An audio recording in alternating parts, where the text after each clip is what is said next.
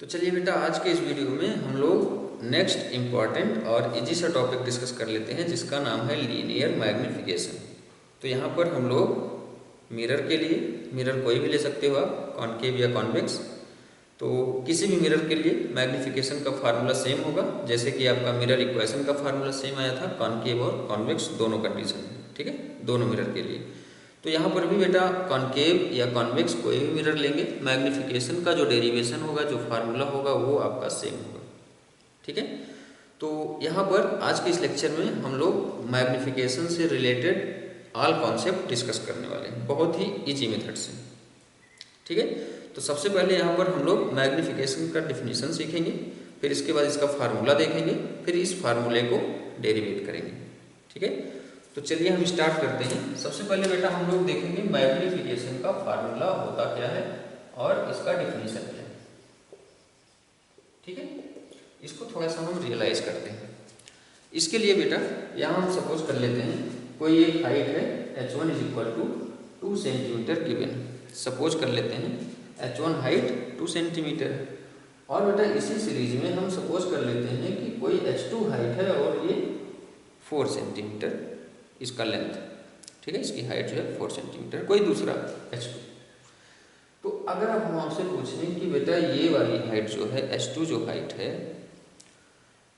इससे कितना times greater है, तो आप कहोगे सर h2 जो है h1 से 2 टाइम्स ग्रेटर। कैसे मिला सर? हम h2 को h1 से अगर डिवाइड कर दें तो हमको मिल जाएगा 4/2 और 2 × 2 2 जो 4 हो गया, और ये हो गया h2/h1 = 2, और यहाँ से h2 = क्या हो गया 2h1। तो यहाँ से हम कह दिए कि जो h2 हाइट है वो h1 का 2 टाइम्स है, सिंपल है। अगर बेटा अगर हम इसी का अपोजिट कर दें, यहाँ हम h1 को 4 मान लें, 4 सपोज कर लें, और h2 को 2 सपोज कर लें, तो क्या होगा? तो सर यही फार्मूला अप्लाई करेंगे, यही मेथड अप्लाई करेंगे और हम फाइंड आउट करेंगे h2/h1 की वैल्यू 1/2 आ जाएगा। अब की बात चलिए यहाँ पर हम लिख देते हैं, अगर हम h1 को 4 सेंटीमीटर सपोज कर लिए और h2 को 2 सेंटीमीटर सपोज कर लिए, तो क्या सर अब की बार भी हाइट h2 h1 के कंपेयर में ग्रेटर है? तो आंसर है नो। अब की बार तो h2 जो है 2 सेंटीमीटर है और h1 4 सेंटीमीटर है, अब की बार h1 इसका 2 टाइम्स ग्रेटर। कैसे फाइंड आउट कर सकते हो? सेम फार्मूले से h2/h1 कैलकुलेट करोगे तो आपको h1 का वैल्यू 2h2 आ जाएगा, तो h1 का वैल्यू 2 टाइम्स हो जाएगा h2 अब की बार इस कंडीशन में। तो यहाँ पर बेटा हम देख रहे हैं कि जो हाइट ऑफ h2 है, या कह सकते हो जो हाइट ऑफ सेकेंड ऑब्जेक्ट है, कोई दूसरी ऑब्जेक्ट ही होगी जिसका हाइट ऑफ h2 माने हो, ठीक सर। अगर हम दूसरी वाली हाइट को पहली वाली हाइट से कंपेयर करना चाहते हैं, तो हम दूसरी वाली हाइट को पहली वाली हाइट से डिवाइड कर दे रहे हैं। तो इसी वे में हम कह सकते हैं कि मैग्नीफिकेशन यहाँ पर क्या होगा? तो यहाँ पर बेटा लीनियर मैग्नीफिकेशन का फार्मूला होता है height of image upon height of object, और इसको डिनोट करते हैं m से। मैग्नीफिकेशन का फार्मूला होता है height of image height of object. तो ये फार्मूला कैसे है? क्योंकि हमको हाइट ऑफ इमेज देखना है कि हाइट ऑफ ऑब्जेक्ट से कितना टाइम्स ग्रेटर है या स्मॉलर है, या कह सकते हो सेम साइज। तो आप इसका पता कैसे लगा सकते हो? यहाँ जैसे हमने आपको मेथड बताया कि आप सेकेंड हाइट को फर्स्ट हाइट से डिवाइड कर दो, तो आपको पता चल जाएगा कि सेकेंड हाइट पहली वाली हाइट से ग्रेटर है या स्मॉलर है या सेम। तो क्या मैग्नीफिकेशन केवल ग्रेटर ही बताता है या केवल स्मॉलर ही बताता है? ग्रेटर या स्मॉलर क्या? Height of image. तो क्या मैग्नीफिकेशन हाइट ऑफ इमेज का जो इन्फॉर्मेशन देगा वो ऑलवेज ग्रेटर का देगा या स्मॉलर का देगा या सेम का देगा? तो बेटा ये डिपेंड करता है कि वैल्यू ऑफ m कितना है। मतलब वैल्यू ऑफ एम, एम का भी हम डिफरेंट डिफरेंट वैल्यू के लिए आपको सिखाएंगे, आपको दिखाएंगे कि हमको डिफरेंट डिफरेंट इंफॉर्मेशन गेन होता है, मिलता है एम की डिफरेंट डिफरेंट वैल्यू के लिए। तो magnification height of image height of object का ग्रेटर है, height of image height of object से स्मॉलर है, या height of image height of object के इक्वल। तो ये तीनों इंफॉर्मेशन हमको प्रोवाइड करती है मैग्निफिकेशन का फार्मूला। तो बेटा सबसे पहले हम लोग मैग्निफिकेशन का यहाँ डेरिवेशन कंप्लीट करेंगे, फिर डिफरेंट वैल्यू ऑफ एम के लिए हमको डिफरेंट वैल्यू ऑफ एम क्या क्या इंफॉर्मेशन प्रोवाइड करता है, उससे हमको क्या क्या रिजल्ट गेन होता है, we will discuss here after the completion of derivation. ठीक है, तो सबसे पहले हम लोग कॉनकेव मिरर के लिए मैग्निफिकेशन का डेरिवेशन कंप्लीट करते हैं। बहुत ही इजी है, बहुत ही इजी मेथड से यहाँ पर हम आपको कंप्लीट करने वाले हैं आपके फ्रंट में डेरिवेशन। तो चलिए देखते हैं। सबसे पहले हम यहाँ पर एक कॉनकेव मिरर से पोज कर लेते हैं। तो मैग्निफिकेशन का फार्मूला आई होप क्लियर हो गया आपको। मैग्निफिकेशन होता है m is equal to h2 by h1 या h I by h, height of image upon height of object. अगर हम h I by h o से कैलकुलेशन करते हैं तो हमको पता चल जाएगा कि H I height of image height of object से कितना ग्रेटर हुई या कितना स्मॉलर हुई या कोई चेंज नहीं हुई। ठीक है, तो चलिए हम देखते हैं पहले कॉनकेव मिरर के लिए मैग्निफिकेशन का फार्मूले का डेरिवेशन। ये बेटा हम सपोज कर लिए स्मॉल एपर्चर का कोई कॉनकेव मिरर। ठीक है, इसका रिफ्लेक्टिंग सरफेस हो गया इनवर्ड, ये हो गया बेटा इसका पोल, और ये हो गया इसका F, और आप कहोगे सर इधर ही इसका C भी हो जाएगा। ठीक सर, ये हम सपोज कर ले रहे हैं कोई ऑब्जेक्ट AB। ठीक सर, AB कोई लीनियर ऑब्जेक्ट हम सपोज कर लिए। ठीक है, अब इसका इमेज कहाँ बनेगा? अगर आप इसको C के पहले रख रहे हो तो इसका इमेज सर C और F के बीच में बनेगा। तो कोई दो रे ऑफ लाइट का इंटरसेक्शन पॉइंट हम ले लेंगे। तो ये पहली रे ऑफ लाइट हो गई, आफ्टर रिफ्लेक्शन ये F से होकर के जाएगी। चलिए कोई दूसरी रे ऑफ लाइट हम सपोज कर लेते हैं जो कि P से होकर के जाएगी। ठीक है, पोल पर इंसिडेंट हो रही, तो after reflection I is equal to R rule को फॉलो करते हुए पास हो जाएगी। ठीक सर, ये तो समझ में आ गया, I is equal to R होगा। तो यहाँ पर इंटरसेक्शन पॉइंट मिला हमको, तो इसी इंटरसेक्शन पॉइंट पर इस ऑब्जेक्ट ए बी का हमको मिल गया image. Linear object A B हम रखे थे इसके फ्रंट में, और इसका ये linear image A dash B dash हमको मिल गया। ठीक सर, समझ में आ गया। अब हमको यहाँ पर फाइंड आउट करना है हाइट ऑफ इमेज और हाइट ऑफ ऑब्जेक्ट का रेशियो। यहाँ पर बेटा हम इसको h2 माने हैं और इसको माने हैं h1। ठीक सर, तो इसके लिए माइंड करेंगे, यहाँ पर हम एक ट्राइंगल ए बी पी और दूसरा ट्राइंगल देखें ए डैश बी डैश, दोनों कांग्रुएंट हैं कि नहीं। कैसे कांग्रुएंट है सर? ये आई और ये आर सेम होगा लॉ ऑफ रिफ्लेक्शन से, ये 90 ये 90 दोनों का सेम है। ठीक है, तो इन दो ट्राइंगल्स के दो एंगल सेम हो गए तो तीसरा एंगल ऑटोमेटिक सेम हो जाता है। यस सर, ये तो हम जानते हैं कि अगर किन्हीं दो ट्राइंगल का तीनों एंगल सेम है, दोनों ट्राइंगल कांग्रुएंट होते हैं। तो सर हम ये भी जानते हैं कि अगर दो ट्राइंगल कांग्रुएंट है तो इनका जो परपेंडिकुलर है इनका रेशियो और इनका जो बेस का रेशियो है ये भी सेम होगा। तो बहुत सिंपल है, लिख सकते हैं सर। तो यहाँ लिखेंगे since triangle A B P congruent है A dash B dash P, या आप ऐसा भी बोल सकते हो A dash B dash P congruent है ए बी पी के, सेम एक ही रिजल्ट है, एक ही बात है।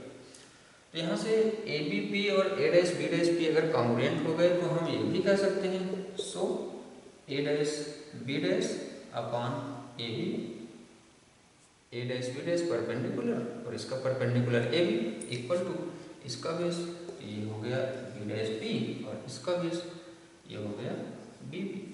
ठीक है, इसका बेस बी डैश पी और इसका बेस बी पी। ठीक सर, समझ में आ गया, नो डाउट। अब बेटा यहाँ पे अगर हम क्या करें, Cartesian sign convention rule apply करें। Cartesian sign convention rule apply कर लेते हैं। तो sir Cartesian sign convention rule क्या होता है? तो कार्टेशियन साइन कन्वेंशन रूल ये कहता है कि अगर ये जो इंसिडेंट रे है, ये वाली इंसिडेंट रे है, इंसिडेंट रे के डायरेक्शन में अगर हम लेंथ कोई मेजरमेंट कर रहे हैं तो वो वैल्यू लेंगे पॉजिटिव, ठीक है। और अगर इसके अगेंस्ट, इंसिडेंट रे के अगेंस्ट कोई लेंथ मेजरमेंट कर रहे हैं तो वो वैल्यू लेंगे नेगेटिव। तो यहाँ पर हम जानते हैं कि मिरर के लिए जो भी लेंथ, जो भी डिस्टेंस मेजरमेंट करते हैं मिरर में, वो हम पोल से ऑलवेज डिसाइड करते हैं। कोई भी डिस्टेंस अगर हमको मेजरमेंट करना है तो वो हम मिरर के पोल से मेजरमेंट करते हैं, ठीक सर। तो यहाँ पर हम देखेंगे कि ये जो इमेज बनी हुई है ए डैश बी डैश, ये पोल से कितने डिस्टेंस पर है, इसको हम बोलते हैं सर इमेज डिस्टेंस, और इसको डिनोट करते हैं वी से। और ये है इसके अगेंस्ट, क्योंकि रे तो इधर है, रे का डायरेक्शन ये है, और डिस्टेंस हम लोग मेजरमेंट कर रहे हैं पी से, मतलब ये कह सकते हो कि राइट टू लेफ्ट, और रे का जो फ्लो है, रे का जो पाथ है वो लेफ्ट टू राइट है, तो अगेंस्ट हो गया, ठीक सर। समझ में आ गया, मतलब ये हो जाएगा निगेटिव, ठीक सर। तो यहाँ हम बी डैश पी का वैल्यू लिख सकते हैं -v, और सर बी पी का वैल्यू भी निगेटिव होगा, और जिसको हम बोलते हैं u, ठीक है। चलिए ये हम यहाँ लिख देते हैं, बी पी का वैल्यू हो गया u, ठीक है, ठीक सर। और ये भी निगेटिव हो जाएगा क्योंकि ये भी अपोजिट है, अगेंस्ट इंसिडेंट रे के। तो सर बी पी का वैल्यू भी हो जाएगा -u, ठीक। हम आपको साइन कन्वेंशन में ये भी बताए हैं कि ये जो प्रिंसिपल एक्सिस है, प्रिंसिपल एक्सिस के अपवर्ड हाइट को पॉजिटिव लेते हैं और प्रिंसिपल एक्सिस के डाउनवर्ड हाइट को नेगेटिव लेते हैं। तो इसका मतलब सर ए डैश बी डैश का वैल्यू जो है नेगेटिव हो जाएगा और ए बी का वैल्यू हो जाएगा पॉजिटिव। तो यहाँ लिख सकते हैं ए डैश बी डैश का वैल्यू हो गया, जिसको आप माने हो h2, तो ये हो गया -h2, और ए बी का वैल्यू हो गया h1। बिल्कुल समझ में आ गया सर, कोई डाउट नहीं है। इन सब को यहाँ पर इस इक्वेशन में इन सब की वैल्यू पुटअप कर देते हैं। तो सर यहाँ हमको मिल जाएगा ए डैश बी डैश का वैल्यू हो गया -h2, ए बी का वैल्यू हो गया h1, बी डैश बी का वैल्यू हो गया -v, और इसका वैल्यू हो गया -u, माइनस माइनस कैंसिल हो गया। ये सर बहुत ही इजी सा डेरिवेशन था, हमको मिल गया h2 -h2 / h1 is equal to v by u, और h2 by h1 is equal to -v by u, ठीक सर, बहुत इजी था। और ये हो गया आपका क्या, मैग्निफिकेशन। तो मैग्निफिकेशन कॉनकेव मिरर के लिए हमने यहाँ पर डेरिवेट किया, इसका formula m is equal to h2 by h1 is equal to -v by u, ठीक सर, बहुत इजी।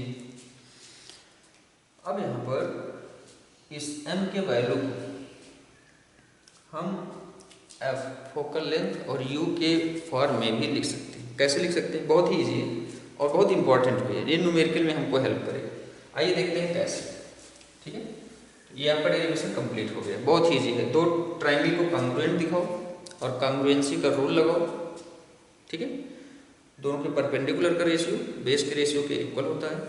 फिर इसमें हम साइन कन्वेंशन का रूल अप्लाई करके सबका वैल्यू प्लेस्ड कर दिए, पुट अप कर दिए, और हमको डेरिवेशन मिल गया, बहुत ही ईजी था, ठीक से। अब यहाँ पर इसको हम फोकल लेंथ के फॉर्म में अगर लिखना चाहें तो कैसे लिखेंगे सर? तो इसके लिए हम आपको बताए थे mirror equation 1/v + 1/u is equal to 1/f, ठीक सर। तो यहाँ से अगर हम v से न्यूमरेटर में दोनों साइड मल्टीप्लाई कर देते हैं, या ऐसा बोलो कि v से मल्टीप्लाई कर देते हैं दोनों साइड में, तो सर यहाँ हो जाएगा v/v + v/u is equal to v/f, ये तो मिलेगा, ये कैंसिल हो गया, तो यहाँ मिल गया 1 + v/u is equal to v/f, ठीक सर, ये तो समझ में आ गया। अब यहाँ पर क्या करेंगे? तो अब हम यहाँ पर कैलकुलेशन करेंगे, v/u का वैल्यू निकालेंगे, तो ये हो जाएगा v/f, और इस +1 को इधर करेंगे तो ये हो जाएगा -1, बहुत ईजी है। ठीक सर, ये तो आ गया। हमको वैल्यू चाहिए माइनस वी बाई यू की। तो बेटा यहाँ पर minus V by U find out करने के लिए आप इसको लिख दो 1 माइनस वी बाई एफ हो गया। ये तो सर क्लियर हो गया, हमने माइनस से मल्टीप्लाई कर दिया, ऐसा भी कह सकते हो।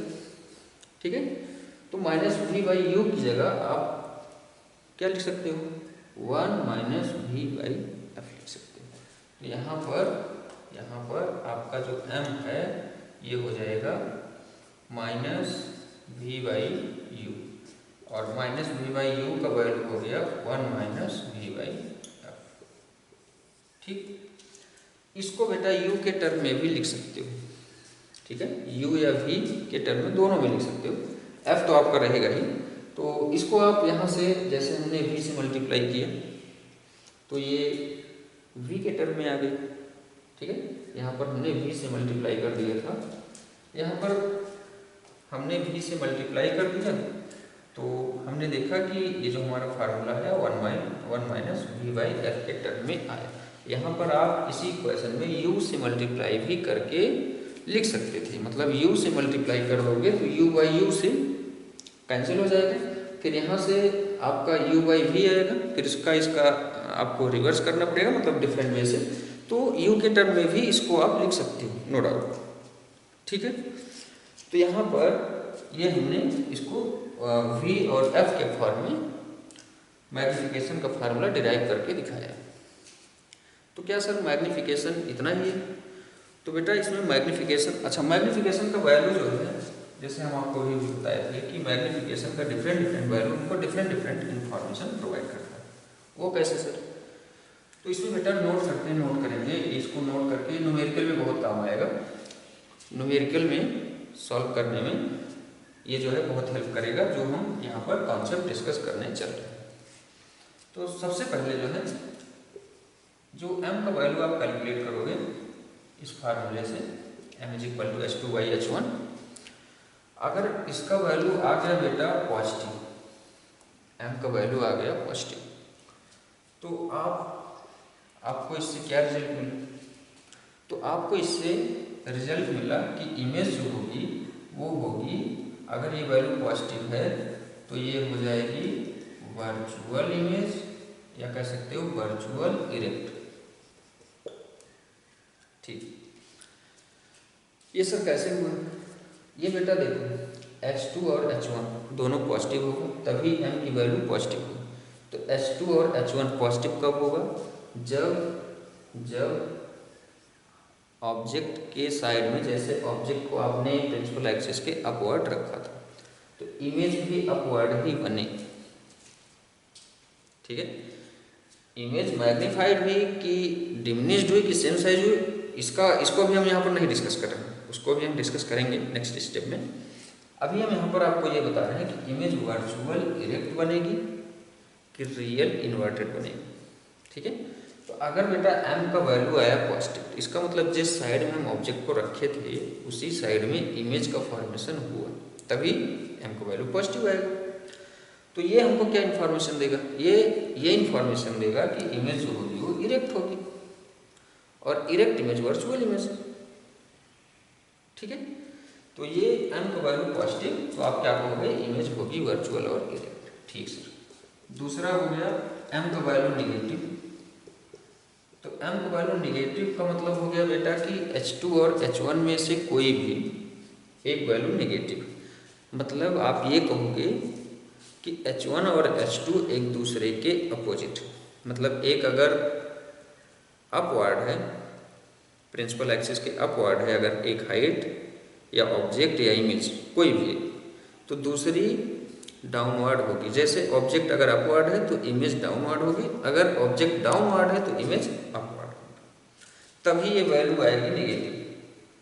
तो इसका क्या मतलब हुआ सर? इसका मतलब होगा इमेज आपकी होगी रियल और इन्वर्टेड। ठीक सर, m का वैल्यू पॉजिटिव होगा तो ये इंफॉर्मेशन, m का वैल्यू नेगेटिव होगा तो ये इंफॉर्मेशन। इसमें कोई डाउट तो नहीं? नो सर, इसमें कोई डाउट नहीं। अब बेटा तीसरा इंपॉर्टेंट कॉन्सेप्ट, अगर मॉड ऑफ m आपका आ जाता है लेस देन 1, तो इसका मतलब होगा sir hi/ho is less than 1 और hi is less than ho, मतलब height of image height of object से लेस होगी। बहुत इजी, मतलब इमेज हुई है डिमिनिश्ड, इसका मतलब हो गया सर इमेज डिमिनिश्ड हुई, स्मॉलर देन ऑब्जेक्ट है। ठीक sir. Next important concept, if mod of m is greater than 1 और hi/ho इज ग्रेटर देन 1 और hi is greater than ho, इसका मतलब sir height of image height of object से greater है। मतलब क्या हुआ, मतलब ये हुआ कि इमेज बेटा आपकी हो गई मैग्नीफाइड। चलिए बहुत इजी था। तीसरा कॉन्सेप्ट, नेक्स्ट कॉन्सेप्ट डिस्कस कर लेते हैं। नेक्स्ट कॉन्सेप्ट में अगर बेटा मॉड ऑफ m हो गया ग्रेट इज इक्वल टू 1, ठीक है, तो यहां से देखो hi/ho इज इक्वल टू 1 और hi is equal to h। Sir बहुत इजी था, height of image height of object के इक्वल, मतलब सेम साइज बना, इमेज जो है सेम साइज बना।